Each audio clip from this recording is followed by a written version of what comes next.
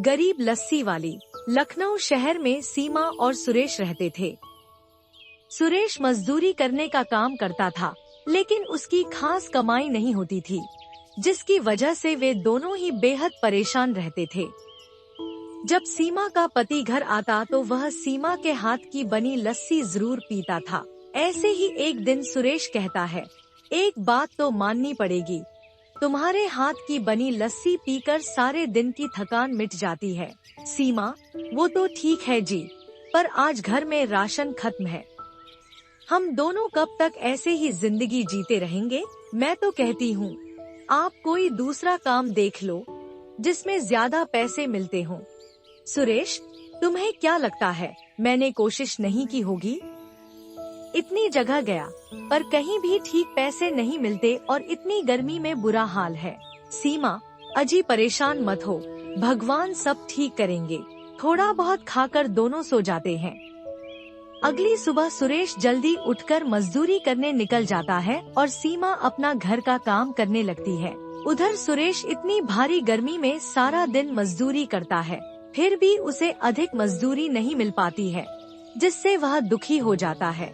सुरेश आज भी ज्यादा मजदूरी नहीं मिली और सोचता है, जब मैं घर जाऊंगा तो सीमा से क्या कहूँगा। घर पर राशन भी नहीं बचा। ये सब सोचकर सुरेश परेशान हो रहा था और फिर वह घर चला जाता है। उसका उतरा हुआ चेहरा देखकर सीमा समझ जाती है कि आज भी उसे ज्यादा मजदूरी नहीं मिली। सीमा, अरे क्या हुआ जी, आज भी कमाई नहीं हुई ना? सुरेश, हाँ, आज भी ज्यादा मजदूरी नहीं मिली। ऊपर से इतनी गर्मी में काम करते हुए जान निकल जाती है। अब तुम जल्दी से मुझे एक गिलास ठंडी ठंडी लस्सी पिला दो। कम से कम तुम्हारे हाथ की लस्सी पीकर थोड़ी थकान तो कम होगी। फिर सीमा जल्दी से सुरेश के लिए लस्सी बनाकर लाती है और उसे पीने के लिए दे देती है।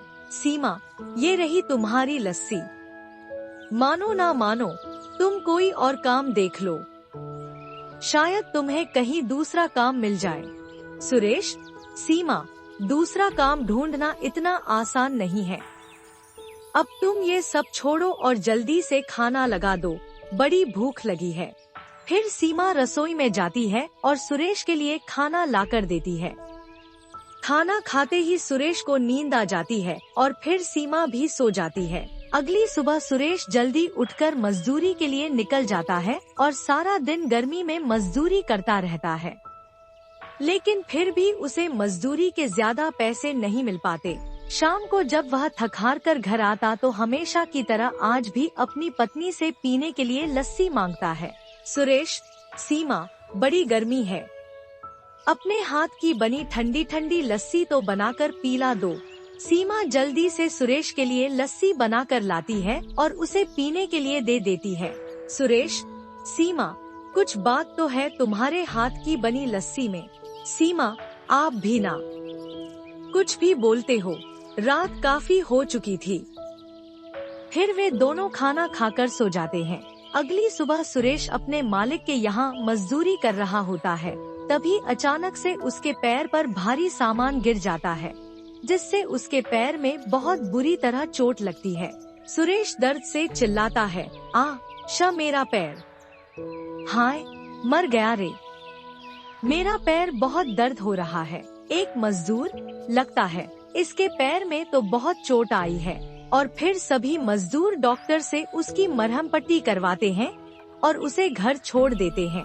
सीमा, हे भगवान, ये आपको क्या हो गया और ये चोट कैसे लगी? सुरेश उसे सारी बात बताता है और रोने लगता है। सीमा, अजी, आप रोते क्यों हो? आप जल्दी ठीक हो जाओगे। सुरेश, मैं तो ये सोच रहा हूँ कि अब मैं काम करने कैसे जा पाऊंगा और फिर पैसे कहाँ से आएंगे और घर का खर्च कैसे चलेगा। सीमा, अजी, आप चिंता क्यों करते हो? अब भगवान कोई ना कोई रास्ता जरूर निकाल ही देगा। अच्छा, आप आराम करिए, तब तक मैं आपके लिए लस्सी लेकर आती हूँ। फिर सीमा सुरेश के लिए लस्सी बनाकर लाती है और उसे पीने के लिए दे देती है। अभी सुरेश ने अपनी लस्सी खत्म भी नहीं की थी कि तभी सीमा के मन में ख्याल आता है, सीमा मन ही मन सोचने लगती है, इतनी अधिक गर्मी में सभी लोग ज्यादातर लस्सी ही पीते हैं और पीना पसंद करते हैं। अगर मैं भी लस्सी का ठेला लगा लूं, इसे बनाना भी आसान है। जब इन्हें मेरे हाथ की लस्सी इतनी पसंद आती है, तो शायद लोगों को भी पसंद आ जाए और शायद इससे कुछ कमाई भी हो जाए। सीमा, सुनो जी, मैं एक बात सोच रही हूँ। मैं लस्सी का ठेला लगा लेती हूँ। इतनी गर्मी में सभी लोग लस्सी पीना पसंद करते हैं, शायद इससे कुछ कमाई हो जाए। फिर घर भी तो चलाना है, तब तक आप भी ठीक हो जाओगे। देखो, मना मत करना। सुरेश अपनी पत्नी को मना नहीं कर पाता और फिर अगले ही दिन से सीमा लस्सी का ठेला लगा लेती है और लस्सी बेचना शुरू कर देती है। सीमा, ठंडी ठंडी ताजी ताजी लस्सी, मीठी लस्सी, जल्दी आओ और पीने का मजा लो। सीमा खड़ी होकर काफी देर तक आवाज लगाती रहती है, लेकिन उसके ठेले पर कोई भी लस्सी पीने नहीं आता। सीमा, इतनी देर हो गई, अभी तक एक भी ग्राहक लस्सी पीने नहीं आया। शायद हो सकता है थोड़ी देर में कोई आ जाए।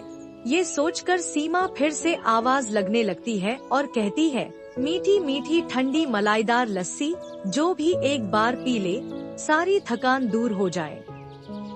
जल्दी आओ और ताजी ताजी लस्सी पियो। सीमा को आवाज लगाते हुए बड़ी देर हो जाती है। तभी उसके ठेले पर एक लड़का लस्सी पीने आता है और कहता है, आंटी, ये गिलास लस्सी का कितना? सीमा, 10 रुपए का। लड़का, मुझे एक गिलास लस्सी बनाकर दो। हाँ, उसमें बर्फ जरूर डाल देना। यह सुनकर सीमा बड़ी खुश होती है। सीमा, चलो, कोई तो लस्सी पीने आया। कम से कम काम की शुरुआत तो हुई। फिर सीमा उस लड़के को ठंडी ठंडी लस्सी बना कर देती है। जैसे ही वह लड़का लस्सी का गिलास मुंह से लगाता है, वह कहता है, वाह, क्या लस्सी बनाई है, पीकर तो मजा ही आ गया। आंटी, एक गिलास और लस्सी देना। सीमा, हाँ हाँ, अभी देती हूँ। फिर वह उसे एक और गिलास लस्सी बना कर देती है। लड़का लस्सी पीकर पैसे देता है और चला जाता है। उसके बाद उसकी दुकान पर सिर्फ 2 ही लोग लस्सी पीते हैं। सीमा, इतनी गर्मी है, फिर भी पता नहीं लोग लस्सी पीने क्यों नहीं आ रहे। फिर वह दोबारा आवाज लगाने लगती है, लस्सी ताजी ताजी लस्सी, ठंडी ठंडी लस्सी, जो एक बार पी ले उसकी सारी दिन की थकान दूर जाए। सीमा बेचारी लस्सी बेचने के लिए बार बार आवाज लगा रही थी, लेकिन कोई भी उसकी दुकान पर लस्सी पीने नहीं आ रहा था। इसी तरह सारा दिन निकल जाता है और उसकी कुछ कमाई भी नहीं होती।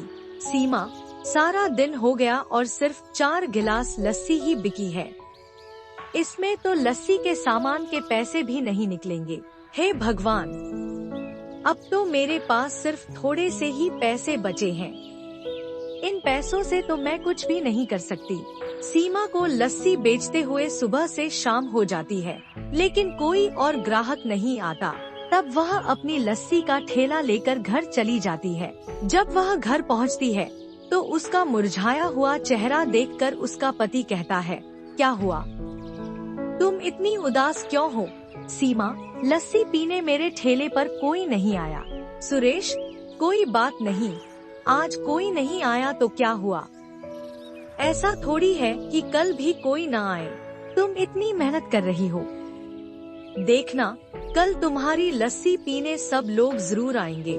सीमा, आप कह रहे हैं तो जरूर आएंगे। रात हो चुकी थी। फिर सुरेश और सीमा खाना खाकर सो जाते हैं। अगली सुबह सीमा जल्दी से घर का सारा काम निपटाकर ठेला लेकर लस्सी बेचने के लिए निकल जाती है और आवाज लगाने लगती है, ठंडी ठंडी ताजी ताजी स्वादिष्ट लस्सी, जल्दी आओ, जल्दी पीकर अपनी थकान मिटाओ। वह बड़ी देर तक आवाज लगाती रहती है, पर कोई भी उसकी दुकान पर लस्सी पीने नहीं आता। वह मायूस हो जाती है।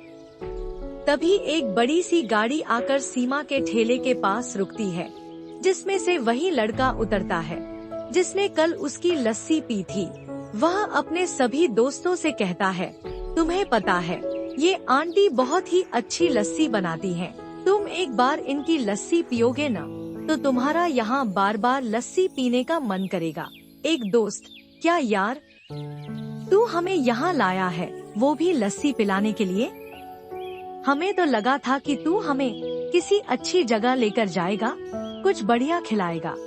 लड़का, अरे तुम एक बार आंटी की लस्सी पीकर तो देखो, फिर खुद कहोगे कि लस्सी बहुत ही बढ़िया थी। सीमा साहब, आप एक बार मेरी लस्सी पीकर तो देखिए।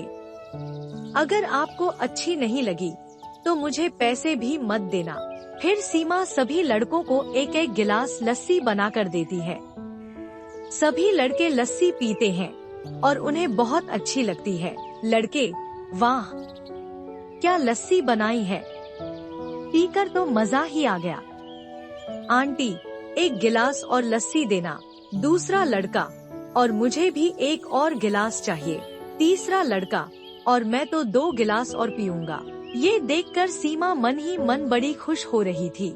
वह सोचती है, चलो कम से कम आज कुछ ग्राहक तो आए, और सबसे अच्छी बात यह कि उन्हें मेरी बनाई हुई लस्सी पसंद आ रही है। सीमा सभी लड़कों को लस्सी बनाकर दे देती है। जब वे लस्सी पी लेते हैं तो लड़का सीमा को पैसे देता है। फिर सभी लड़के पैसे देकर चले जाते हैं। तभी वहाँ कुछ लोग उन लड़कों को लस्सी पीते हुए देखते हैं और वे भी लस्सी पीने के लिए सीमा के ठेले पर आ जाते हैं। वे लस्सी पीने के बाद सीमा को पैसे देकर वहाँ से चले जाते हैं। धीरे धीरे सीमा के ठेले पर भीड़ जमा हो जाती है और कुछ ही देर में उसकी सारी लस्सी खत्म हो जाती है। उसकी अच्छी कमाई भी हो जाती है। सीमा मन ही मन खुश होकर सोचती है, लगता है भगवान ने हमारी सुन ली। घर जाकर जब मैं इन्हें बताऊंगी तो ये कितने खुश होंगे। फिर सीमा जल्दी से घर जाती है और अपने पति सुरेश को पैसे देते हुए कहती है, ये देखो जी, आज की हमारी कमाई।